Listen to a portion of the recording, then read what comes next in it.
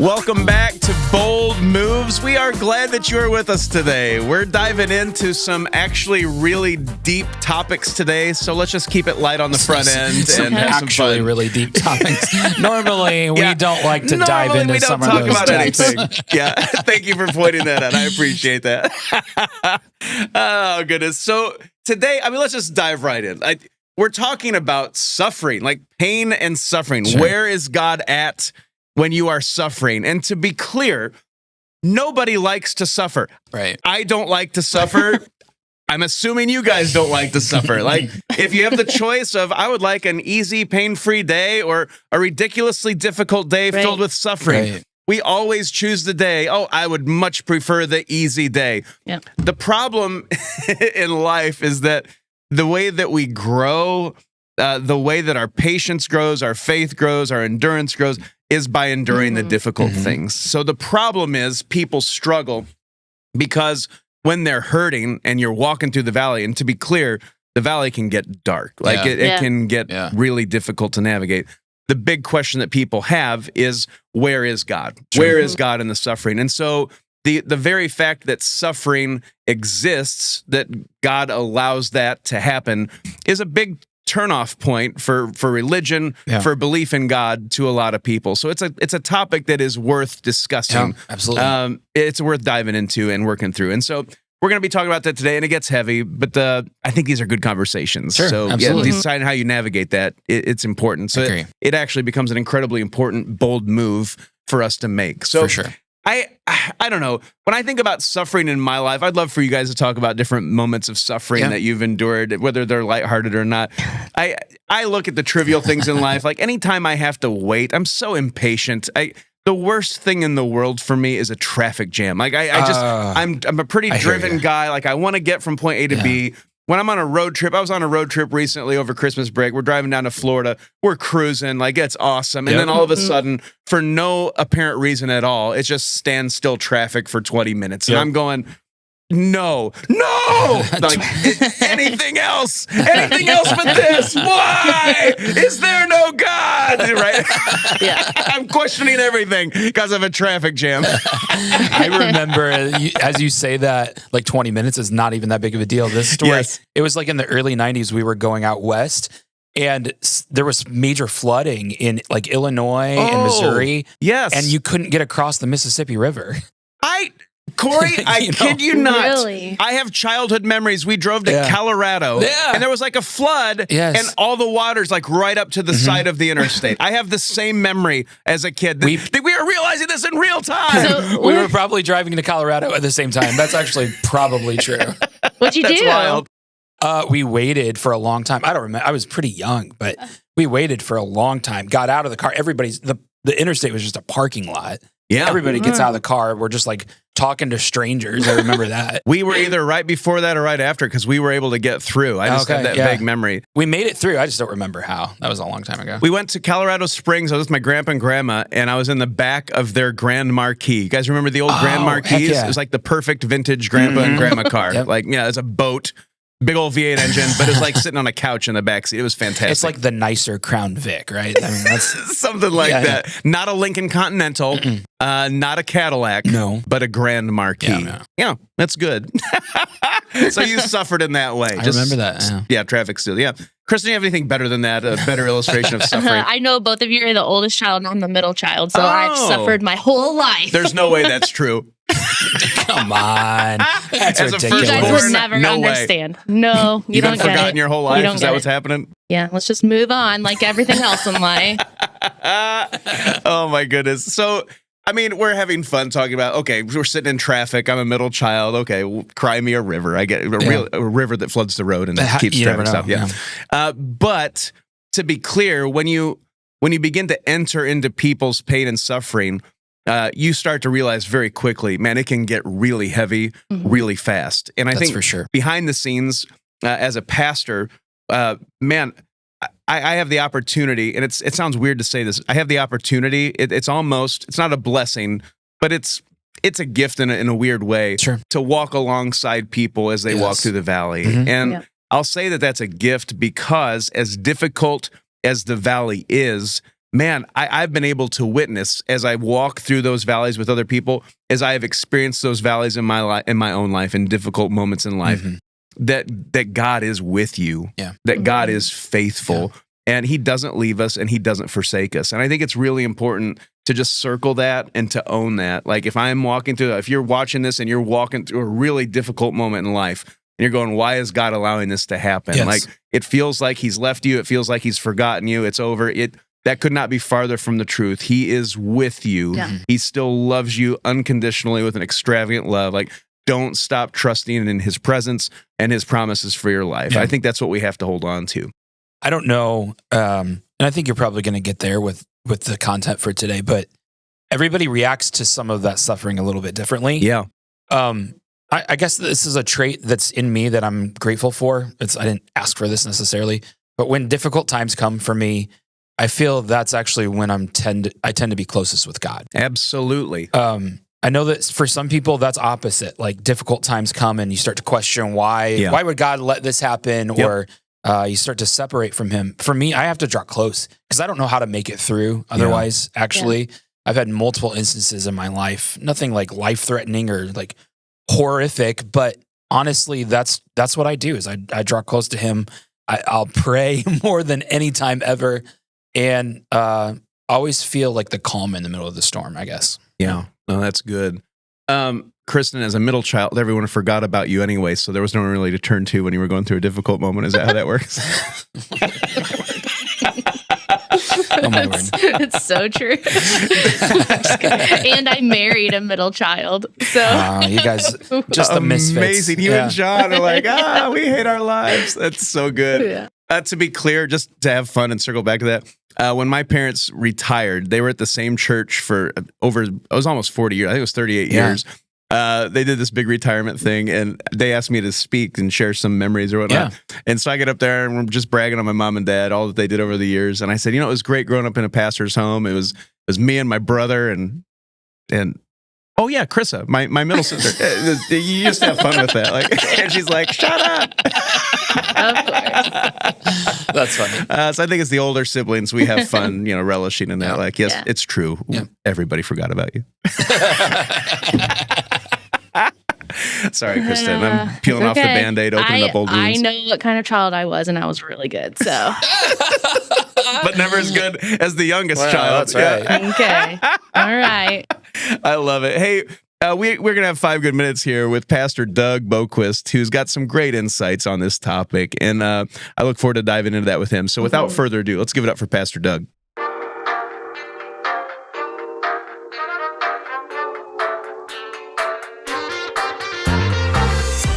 Doug, thank you so much for joining us on the podcast today. It really means a lot to have you, and I'm looking forward to our conversation, even though it's all centered around suffering. My apologies for giving that topic to you, Doug.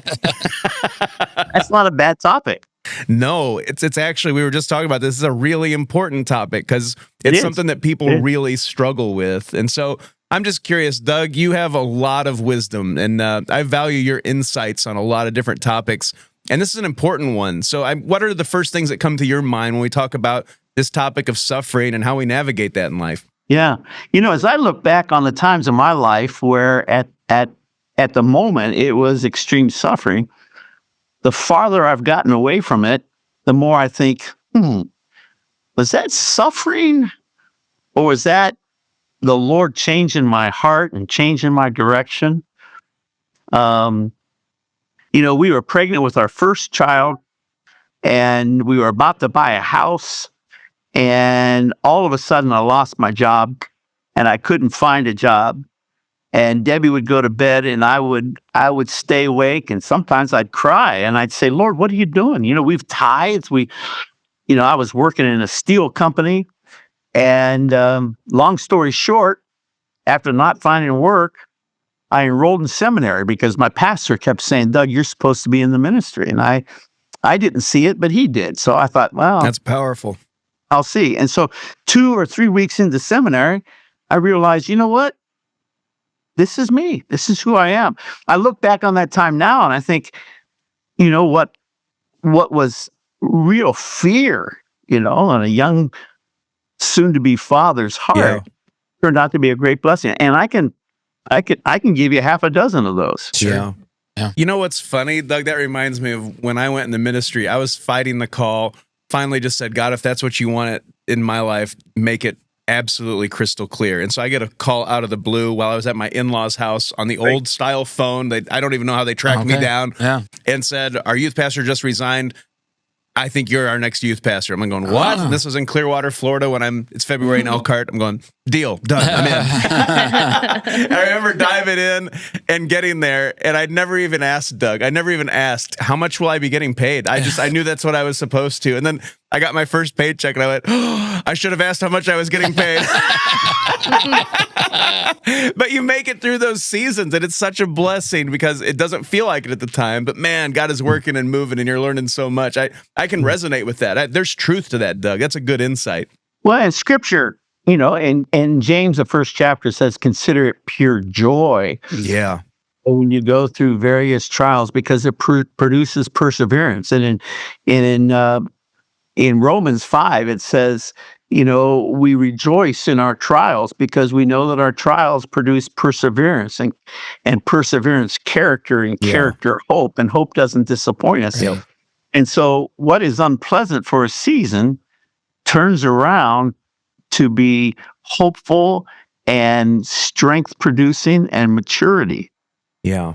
That's good. Let me throw a curveball at you, Doug. We're going to put you right on the spot. This is fantastic. Are you guys excited about this? I am. We're going to put Doug right on the spot. I was wildly intrigued. We're going through this Rooted series, and I know you're invested in the Rooted discipleship program and the studies that are taking place. They're amazing. Something that struck me going through that Rooted study was the idea that with suffering, you have to keep promising in God or trusting in God's promises for your life no matter what. I mean, that's what we are called to do, even when it doesn't make sense. And I was struck. I had never thought about this before. The story of Shadrach, Meshach, and Abednego, which would be a story that if you grow up in church, it's you know about the story. 3 guys, they're going to be thrown in the fiery furnace if they don't bow down to the king. And they were well known, they were popular. And when they said, we will not bow down to you, and he says to them, you're going to be thrown in this fiery furnace if you don't bow. Their statement to them, to the king, in the middle of that moment was, listen, we believe that God will protect us from the flames. But even if he doesn't, we are not going to bow down to you. And I was floored by that level of trust in God's promise, that level of, this suffering is overwhelming, even to the point of death. I'm still trusting in God in that moment. I thought that was wildly powerful and a really profound moment. So do you have any additional thoughts or ideas that reflect around that? Well, God builds a case history in our lives for his faithfulness and his goodness. Yeah.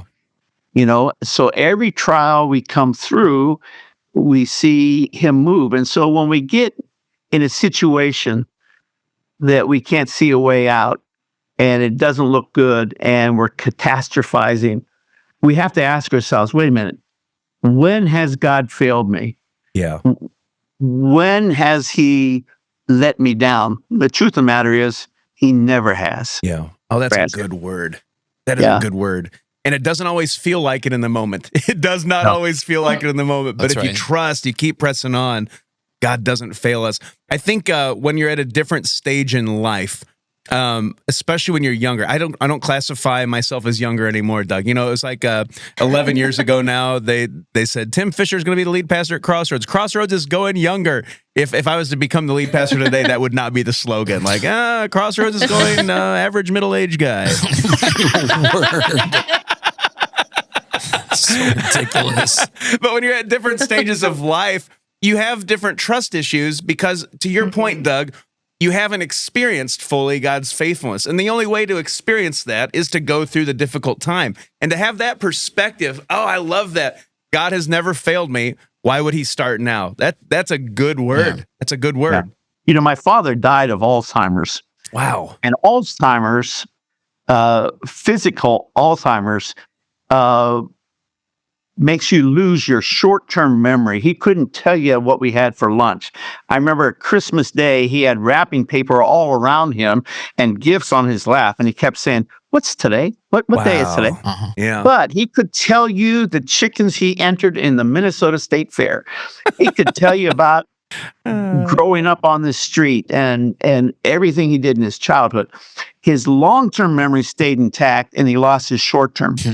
Well, spiritual Alzheimer's, if we can use them. Oh, yeah. Spiritually, we're just the opposite. We get in a situation and all we see is the mountains, the challenges, the problems, the data, and we tend to forget all the things God has done in our past. Yes. And how he's brought us through all these times. And so sometimes I've done this before. I've gotten a legal pad and I just wrote down all the things God has done over the years. Yep. And when you do that, you come away full of encouragement. That's a great tool and a great perspective. That's a great practice even to do. Like when you're struggling, write down the times that God's been faithful. I like that. Yeah, absolutely. That's a good word. Perspective is so important. I mean, taking a step, not one step, actually a lot of steps back to be able to see more than what your eyes can see just here in the moment is so incredibly crucial. And I just love that practice. That's good. Yeah. Doug, as we wrap up this conversation and this topic, is there one thing that we haven't addressed yet that you would say, this is a word of encouragement I would want to give to someone who's struggling or dealing with that moment or having doubts because of suffering their experience? Any words of encouragement or advice to give to someone who's really struggling today? Yeah. I would say he is faithful. And there are times that it seems that it pleases the Lord to kind of withhold some of his presence. And whether it's a time of testing or whatever. But in the end, he's always come through. We've got a Bible full of those stories. And if you look around in lives of other Christians, they're full of those stories. Yeah. And so I would say, hang in there. You're not forgotten. God will see you through. And he'll do it in his way. Yeah, that's right. That's a good word. Good. And I say this sometimes, I think it can come out, sounds trite sometimes, but we have to trust when we can't see, through the trees that God can see farther down the road of life than we can. And, to your point, Doug, if he's never failed me yet, why would he start now? We just got to keep on trusting and keep on believing. Yeah. That's a good word. Doug, thank you for joining us today. That's been a good word of encouragement. And I think that's going to help some people who are walking down that path right now. So thank you, Doug. Yeah. Really appreciate it. You're welcome. All right. Hey, have a great day. It's good to talk to you.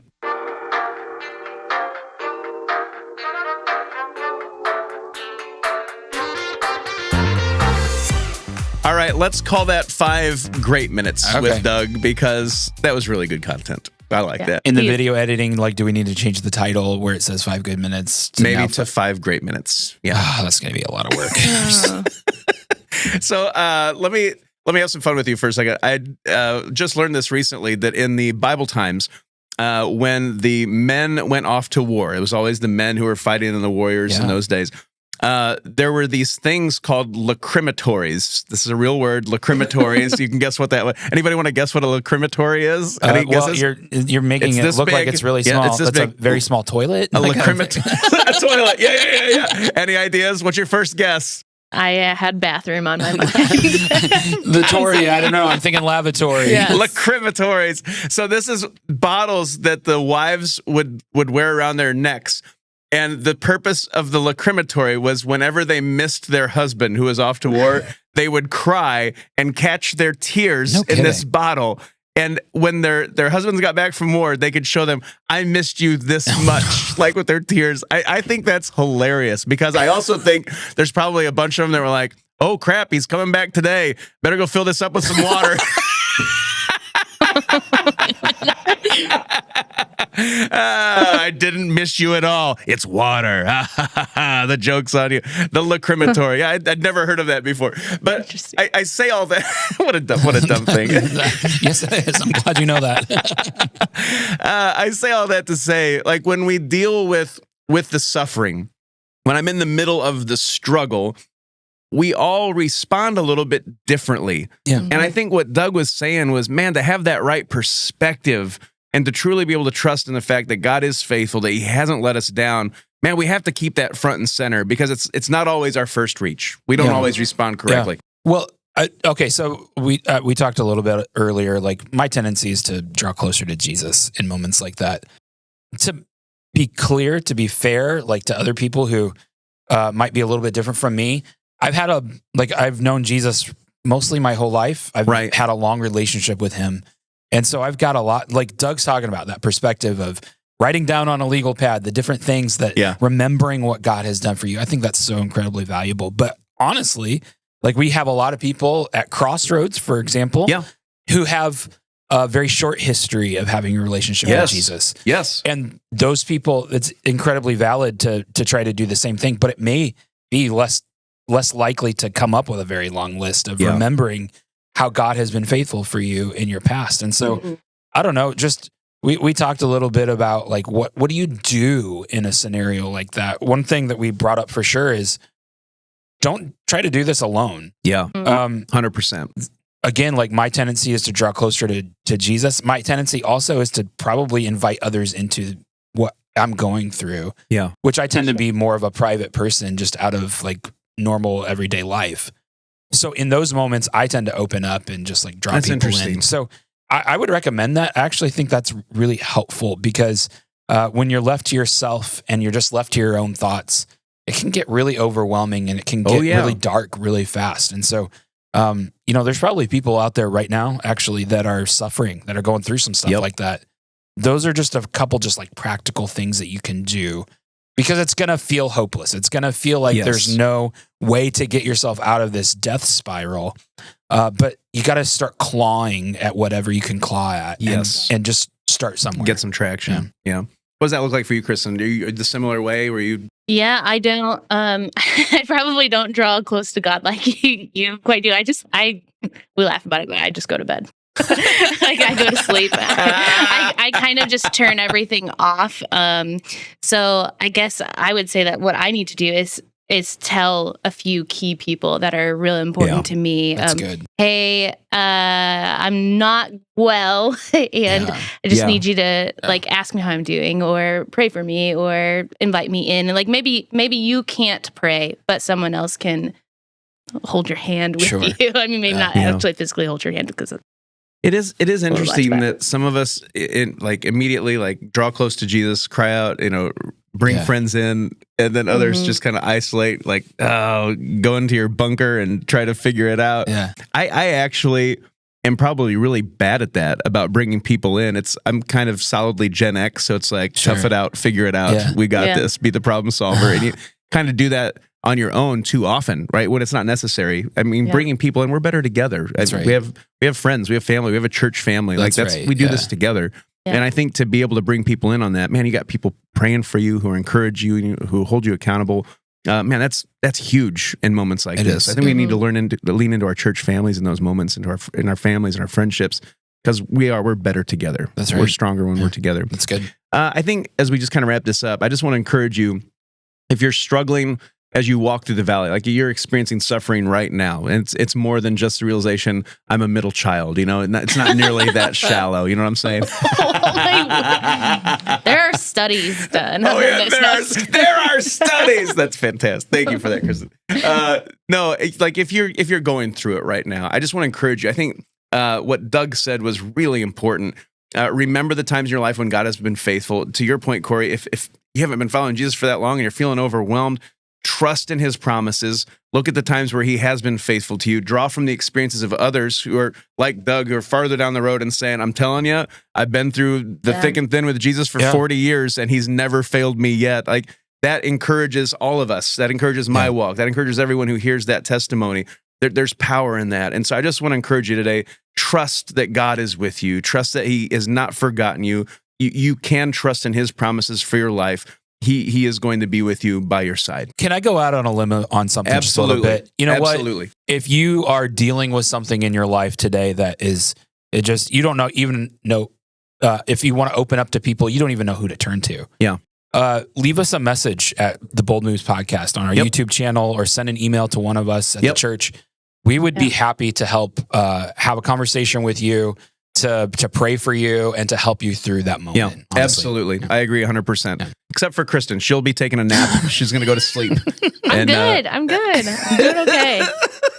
The inbox is open. That's perfect. That's a great call, and I support that 100%. I think the boldest move we can make when you're walking through the valley is to bring people in on that and to draw close to Jesus. So keep trusting in him. When it comes time to make that move, be bold, and you're going to make it. So until next time, thanks for joining, and we'll see you next week.